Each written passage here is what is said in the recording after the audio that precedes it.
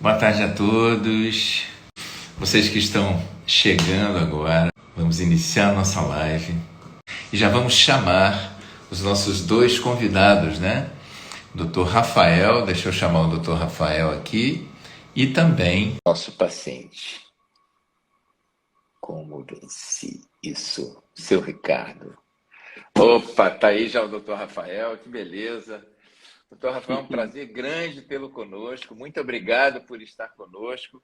O doutor Rafael é um médico de grande sucesso, especialista na área de oncologia, nosso médico da oncologia silvestre.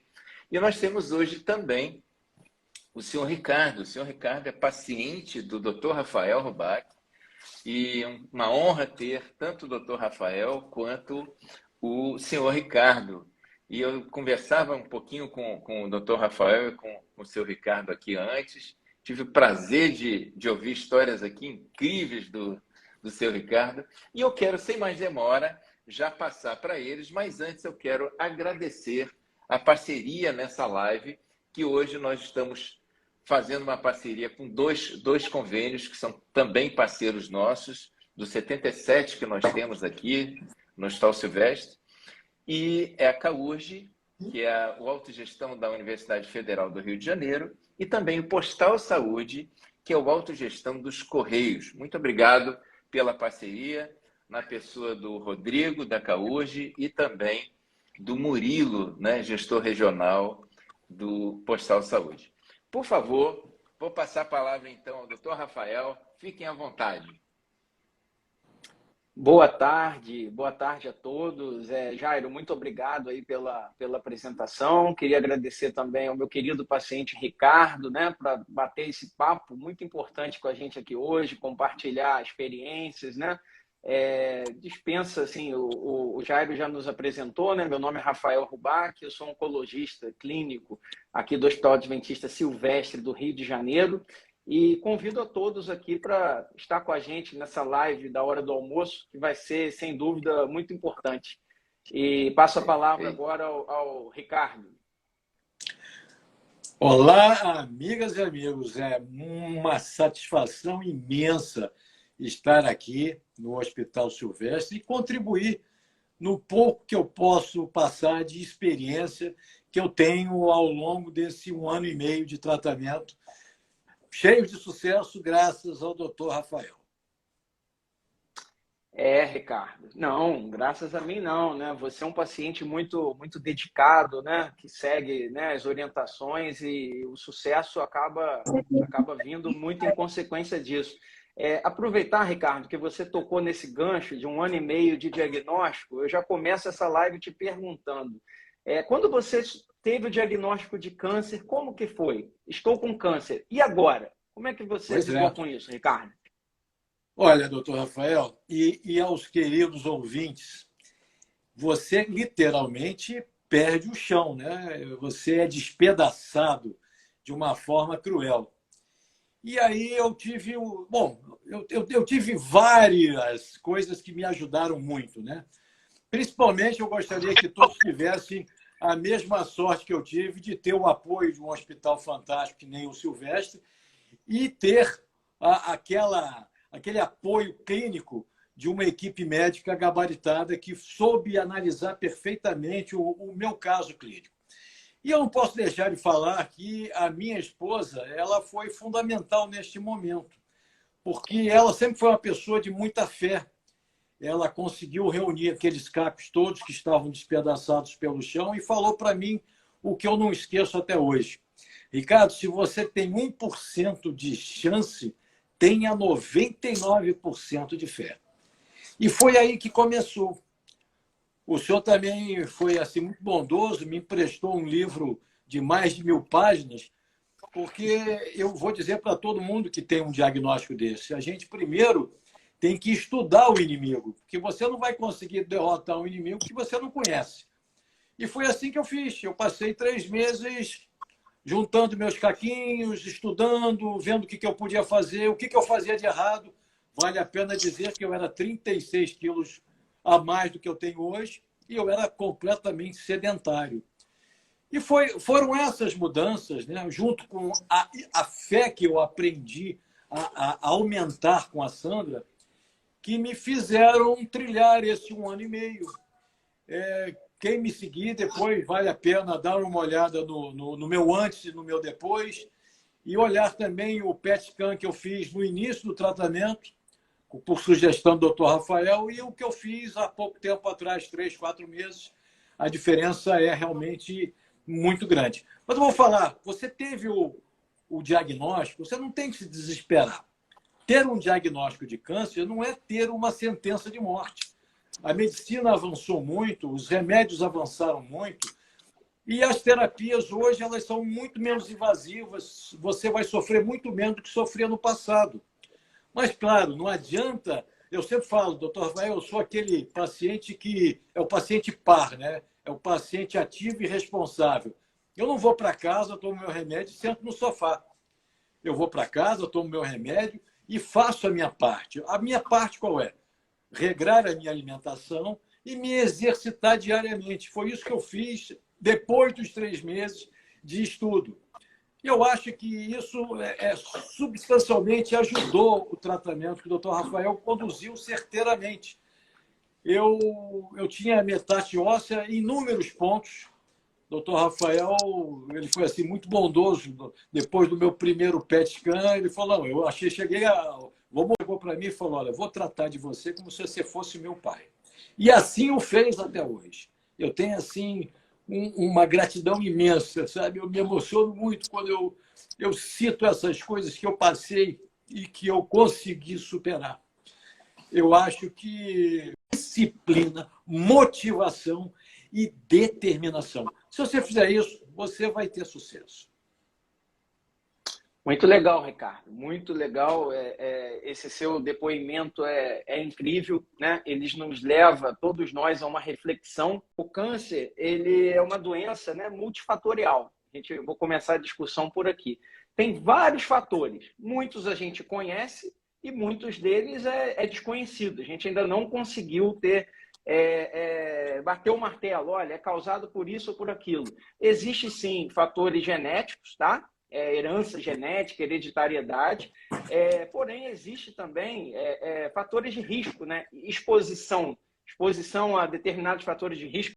Hoje, no mundo, a doença que mais mata é cardiovascular, né? São as doenças decorrentes do coração, de AVCs, de infarto, né?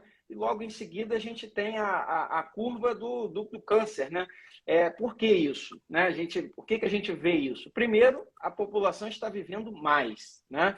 Quanto mais a gente aumenta a expectativa de vida, o próprio envelhecimento é um fator de risco para câncer, aquele que a gente chama como fator de risco não modificável, né? Você não tem como não envelhecer, né? Porém, existem outros que a gente vai conversar, que é em relação à alimentação, a prática de atividade física, a não fumar, toda essa coisa, né? Tem uma estimativa recente, até publicada pelo INCA, né? Que ele diz que nós poderíamos evitar até 30% dos cânceres com simples mudanças do nosso estilo de vida, com reduções dos fatores de risco, né? Então, esse dado é muito importante, tendo em vista que a cada 10 casos de câncer, apenas 1 ou 2, normalmente, a gente pode culpar necessariamente uma herança genética. É claro que, assim, isso é uma média de todos os tipos de câncer.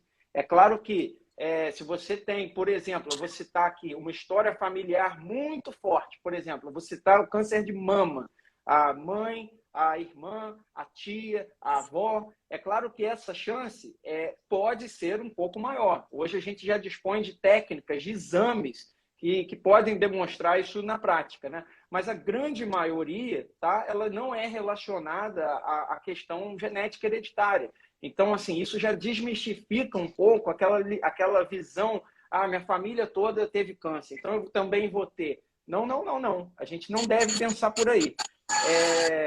Então, Ricardo, eu queria que você dissesse um pouco para a gente aqui agora, na prática, como que era o seu estilo de vida antes desse diagnóstico de câncer de próstata, tá? E como é o seu estilo de vida agora, tendo em vista que você já é um cara muito estudioso, que lê muito sobre o assunto, sempre me pergunta, ou seja, a sua fonte de informação é uma fonte confiável, nada contra o Google, mas a gente tem que filtrar algumas informações. Então, eu volto a repetir, o que você pode destacar para a gente praticamente da sua mudança de estilo de vida para o antes ou após o diagnóstico? Bom, eu queria começar essa explanação dizendo, eu acho até que eu já falei isso para o senhor. O câncer na minha vida, ele acabou sendo uma bênção, porque ele fez aquela diferença, o Ricardo de antes para o Ricardo de agora. E eu costumo dizer que por trás de toda tragédia pessoal existem inúmeras bênçãos escondidas. Foi o que aconteceu comigo. Eu era uma pessoa extremamente sedentária, eu comia mal, eu pesava 126 quilos. Então, eu tinha todos os fatores, não genéticos, mas todos os fatores do meio ambiente que faziam com que eu, com certeza, tivesse uma doença. Ou eu ia morrer do coração, ou eu ia ter o câncer que eu tive. E isso tudo eu consegui reverter com essa mudança total de hábitos alimentares. Eu falo, olha, não adianta você fazer dieta. Todo mundo, eu preciso emagrecer, eu quero emagrecer, vou fazer a dieta da moda.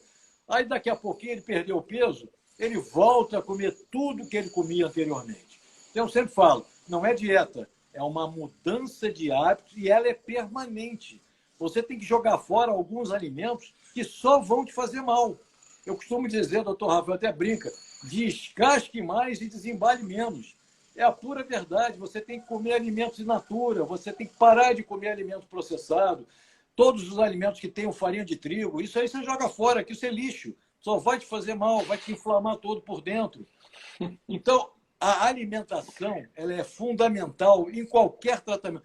O doutor Rafael falou que a população está envelhecendo, realmente está envelhecendo, mas eu quero retardar o meu envelhecimento. E eu vou conseguir retardar esse envelhecimento comendo certo, me exercitando diariamente. É isso que a população precisa enxergar. A gente anda na rua, a gente vê 60% de obesos. E essas pessoas elas não estão felizes por estarem obesos. Eu tenho certeza disso.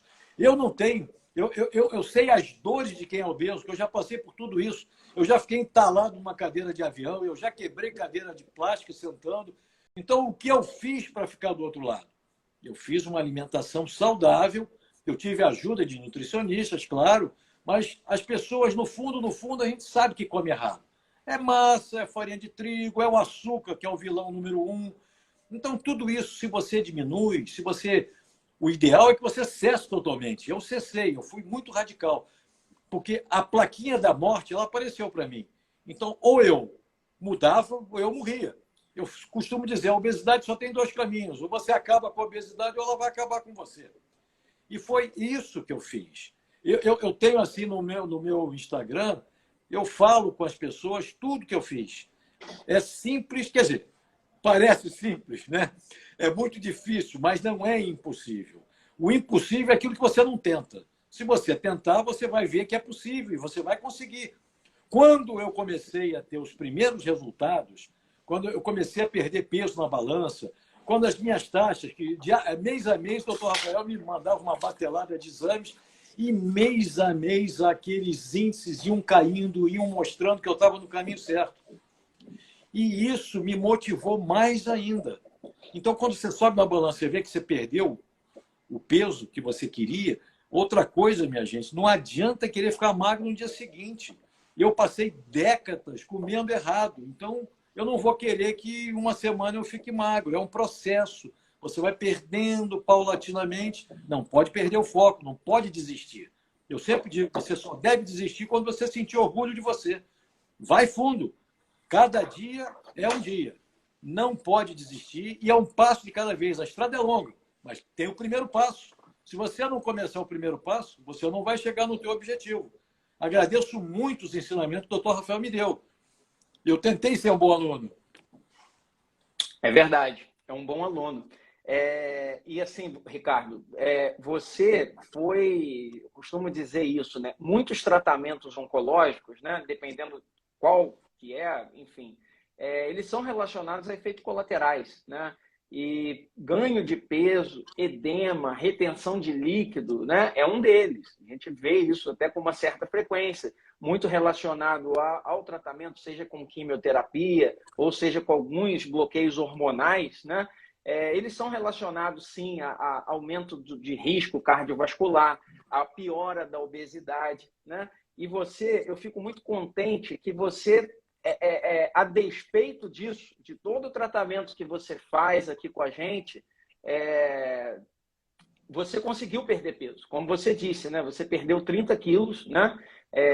Fazendo aí a mudança dos seus hábitos de vida, e isso é muito importante. Você falou aí, eu cortei 100% da minha açúcar, né? A questão é o seguinte, não existe, assim, verdades absolutas, né? Sim, claro. Eu acho que é aquilo, não precisa necessariamente ser 8 ou 80, né? Eu acho que é um bom senso. Vamos reduzir o consumo de açúcar? Vamos. Tem um racional por cima disso? Tem, como você falou, né? A obesidade como um todo, ela inflama, né? Uma inflamação crônica. E uma inflamação crônica, muitas vezes, pode levar, sim, ao desenvolvimento de alguns tipos de câncer. Por exemplo, câncer de mama, câncer de cólon e de reto. São tumores que têm o risco aumentado naqueles pacientes mais obesos. Então, Ricardo, eu queria te fazer aqui, antes da gente focar mais, eu vou focar em termos práticos, em atividades práticas do que a gente pode fazer no nosso dia a dia, né, para reduzir, digamos assim, o nosso risco de ter câncer.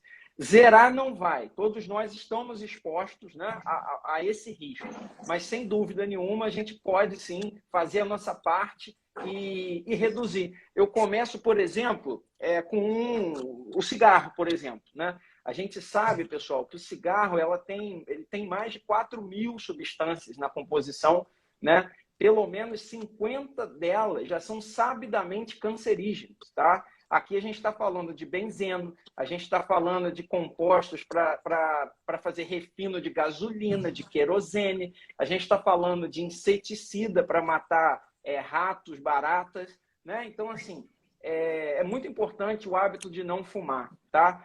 E você pode pensar assim, mas eu já fumei a minha vida inteira, o estrago já está feito. Não é verdade. Não. Não. Nunca é tarde para parar de fumar. Tem estudos que mostram isso claramente para a gente. Até pacientes que já tiveram ou estão em tratamento com câncer de pulmão, o simples fato de parar de fumar melhora o resultado. As pessoas vivem mais, tá? E é importante colocar aqui também, né, o fumo passivo, né? Então, se você está dentro da sua casa, você é saudável, você não fuma, mas tem, por exemplo, alguém que mora com você, ou marido, ou esposo, ou pai, mãe, fumando, você está exposto ao fumo passivo. E aí, aquela fumaça também tem esses componentes todos que eu acabei de falar. Eu passei por isso na minha casa, né? Até mesmo antes de eu decidir que eu queria fazer medicina. Eu já sabia que fazia mal. Falei, pai, mãe, vamos parar, vamos junto. Eu cheguei a jogar cigarro fora, entendeu? Obviamente eu não estou fomentando isso aqui. Eu acho que tudo deve partir de uma reflexão, de uma conversa, né? E por aí vai, né? Eu sei que tem pessoas jovens aqui, eu estou vendo muitos jovens seguindo a gente aqui, muito obrigado. E dou até um recado para eles, né? A gente tem visto hoje o cigarro eletrônico, né, ganhando espaço no Brasil. Eu só saliento aqui que ele é proibido, embora a gente veja ele sendo vendido aí nas ruas, em todos os lugares, né? O cigarro eletrônico ele também faz mal, tá, pessoal? Existe um mito que por ele não precisar de fogo, não ter, né, aquela química do cigarro, isso é mito. Ele faz mal sim, tá? E todo o risco que eu acabei de falar aqui estaria assim, ocorrendo em relação ao cigarro eletrônico. Uma outra informação importante que você, Ricardo, já mostrou o seu exemplo, e eu tenho sempre que reforçar, é o controle de peso. O controle de peso é fundamental. Agora, como controlar esse peso? Né? Por exemplo, se alimentando melhor, né? Deixando um pouco de lado produtos industrializados, processados. O que é isso, Rafael? Industrializado, processado. Vamos para a prática. Por exemplo, é um peito de peru defumado, é uma mortadela, é um bacon, é um salame. Então, não existem níveis seguros para o consumo dessas substâncias. Assim como, por exemplo, a carne vermelha, ela pode ser, sim, consumida, mas com um bom senso, evitar comer carne vermelha todos os dias, tentar dar preferência, ou pelo menos intercalar com um frango, um peixe, uma carne branca mais saudável. Entendeu, pessoal? E uma outra coisa importante que vai de encontro à obesidade, né, ao sobrepeso, que é a prática de atividade física, né? Ah, Rafael, qual a melhor atividade física? A que você puder fazer. Quer caminhar, vai caminhar. Quer nadar, vai nadar. Quer dar uma corrida, vai correr. Isso é muito importante. Alguns estudos mostram que pelo menos 150 minutos por semana já está valendo. Você já está reduzindo o seu risco, não só de câncer, mas também risco cardiovascular, de infarto, AVC, de diabetes, né? Isso na prática daria ali de 30 minutinhos por dia, 5 vezes na semana, né? Cá entre nós, é factível, né? Idealmente, você pode chegar até o dobro disso, 300 minutos por semana, né? Por exemplo, outro exemplo prático muito importante, evitar, eu diria, o consumo de bebida alcoólica, né? O álcool ele é relacionado, né, a alguns tipos de câncer. Posso citar aqui o câncer de fígado, né? Tendo ou não a cirrose como causa para levar esse câncer. Uma muito importante, que talvez eu acho que ainda é pouco divulgada e tem uma importância enorme. Por exemplo, em relação à vacinação para o HPV. Tá? É muito bom eu estar tendo, Ricardo, essa oportunidade de esclarecer alguns pontos aqui importantes. Né? O HPV ele é causador principal do câncer de colo de útero, que é um dos principais cânceres que vitimam as mulheres, sobretudo nos países pobres e desenvolvimento, como é o caso do Brasil. Né? E existe prevenção para o câncer de colo de útero. A vacina é parte dela. A outra seria fazer os exames de rastreio com Papa Nicolau e tudo mais. Mas quem deve ser vacinado? Essa é uma informação importante. Meninas, a partir de 9 aos 14 anos, tá? A vacina é de graça, é pelo SUS, tá? A vacina do HPV ela deve ser preferencialmente dada antes daquele jovem, né, adolescente, começar a sua vida sexual. Por quê? Uma vez ela vacinada, quando ela entrar em contato com o HPV, quando iniciar a sua vida sexual, o nosso organismo já vai ter condições de lutar contra o vírus e impedir que ele se desenvolva e que gere, por exemplo, o câncer de colo de útero, o câncer de vagina, o câncer de ânus, o câncer de pênis. Pois é, existe câncer de pênis. Então, a gente muitas vezes vê HPV só relacionando a menina, e não é, né? Os meninos também devem se vacinar. A gente tem dados também do HPV sendo causador, por exemplo, de câncer na região da boca, né, da orofaringe, relacionado ao sexo oral. Né? Então, é importante também a gente bater nessa tecla. Outra vacina que eu posso citar aqui é a hepatite B. A hepatite B também é disponível nos postos de saúde. Então, consulte o seu médico, entendeu? Veja se você está em dia com as suas vacinas. Né? Outro importante, eu não sei se está ficando muito rápido, Ricardo, mas esses são pontos cruciais que não tem como a gente fazer uma live de prevenção de câncer sem eu tocar nesses pontos. Por exemplo, exposição solar, pessoal. Exposição solar não é só passar o protetor uma vezinha, ir embora para a praia e achar que está protegido. Não é, tá? Eu já começo aqui que assim, a proteção solar ela deve ser iniciada já na primeira infância, tá? Os estudos mostram que aqueles pacientes que vão ter câncer de pele lá na frente, na vida adulta, o sol na infância e na adolescência é sim um fator de risco já bem documentado, especialmente o melanoma, que é um câncer de pele muitas vezes muito grave. Né? Então, proteção solar, vai na praia, bota um óculos, bota um chapéu, bota uma roupa de proteção solar, reaplica o protetor, pelo menos fator 30 ou mais, tá? A cada 2 horas. Né? E, de preferência, vá à praia até as 10 da manhã ou a partir das 16 horas, que é onde a gente tem uma menor concentração, né, de radiação ultravioleta. Né? A própria poluição, que nós estamos sujeitos aqui, vivendo em grandes metrópoles, né? Mas isso é inerente a cada um, trabalhar ali com a exposição aos riscos, né?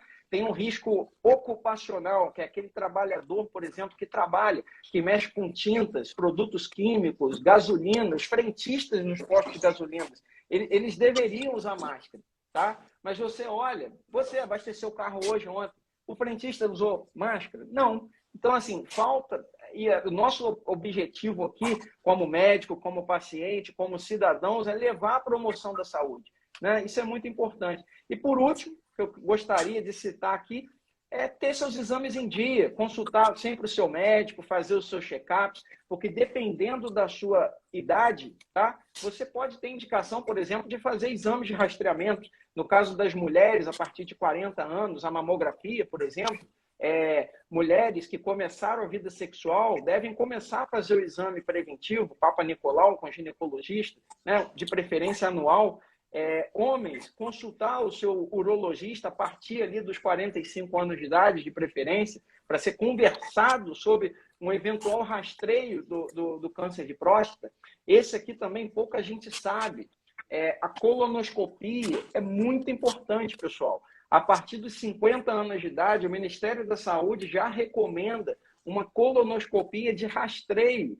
Por quê? É comum nós termos, né, com o envelhecimento, pólipos na região do reto, do intestino grosso. E alguns desses pólipos, não são todos, alguns específicos, podem virar um câncer no futuro. Então, isso tudo que eu falei é muito importante, tá? E Ricardo, eu queria só... Enfim, mais uma pergunta para você. Hoje, aqui agora, né? O que você deixaria de conselho para alguém que teme desenvolver um câncer, ou aquele que tem um parente com câncer, ou até mesmo aquele que acabou de receber um diagnóstico de câncer? Pela sua experiência, qual o conselho que você daria a essas pessoas? Eu queria antes passar uma informação, um dado interessantíssimo que eu pesquisando descobri. É inevitável que nós estamos vivendo uma epidemia de obesidade e, consequentemente, nós também estamos vivendo uma epidemia de câncer. Os números vêm aumentando e nós estamos enxergando isso. Mais ou menos uns 50%, 60% da população mundial hoje é obesa. E eu diria, tem um dado também muito alarmante, que após o final da Segunda Guerra, o consumo per capita de açúcar era 40 quilos ano.